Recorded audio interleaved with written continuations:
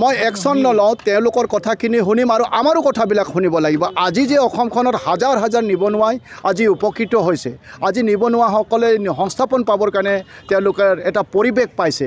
আজি কিছুদিনৰ আগতে প্ৰায় 25,000 আমাৰ যুৱ যুৱতীসকলক মানে বিভিন্ন আঁচনিৰে তেওঁলোকক সাঙুৰি পেলাই তেওঁলোকক অনুদান প্ৰদান কৰা হৈছে মুখ্যমন্ত্ৰী স্বনিয়োজন আঁচনিৰ জৰিয়তে। গতিকে এনেকৈ ধৰণৰ পৰিৱেশবিলাক আৰম্ভ হৈছে। এই কথাবিলাক তেওঁলোকে স্বীকাৰ কৰিব লাগিব। সদায় ঋণাত্মক কথাবিলাক কৈ পেলাই অসমৰ পৰিৱেশটোক নষ্ট কৰিব এনেকৈ কথা নহ'ব।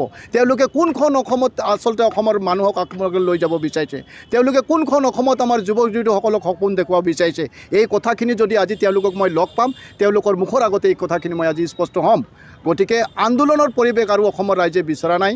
অসমৰ ৰাইজে বিচাৰিছে উন্নতি, অসমৰ মানুহে বিচাৰিছে সমন্বয়, অসমৰ মানুহে বিচাৰিছে উন্নতি। তো গতিকে উন্নতি সমন্বয়ৰ জৰিয়তে অসমখন এতিয়া ভাৰতবৰ্ষৰ বুকুত প্ৰতিষ্ঠা লাভ কৰিব।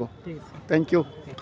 মই একশ্যন নলওঁ তেওঁলোকৰ কথাখিনি শুনিম আৰু আমাৰো কথাবিলাক শুনিব লাগিব। আজি যে অসমখনত হাজাৰ হাজাৰ নিবনুৱাই আজি উপকৃত হৈছে, আজি নিবনুৱাসকলে সংস্থাপন পাবৰ কাৰণে তেওঁলোকে এটা পৰিৱেশ পাইছে।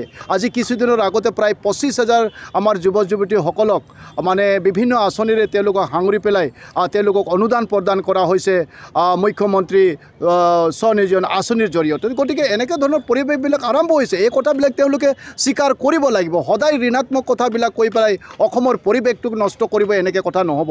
তেওঁলোকে কোনখন অসমত আচলতে অসমৰ মানুহক আপোনালোকে লৈ যাব বিচাৰিছে, তেওঁলোকে কোনখন অসমত আমাৰ যুৱক যুৱতীসকলক সপোন দেখুৱাব বিচাৰিছে, এই কথাখিনি যদি আজি তেওঁলোকক মই লগ পাম, তেওঁলোকৰ মুখৰ আগতে এই কথাখিনি মই আজি স্পষ্ট হ'ম।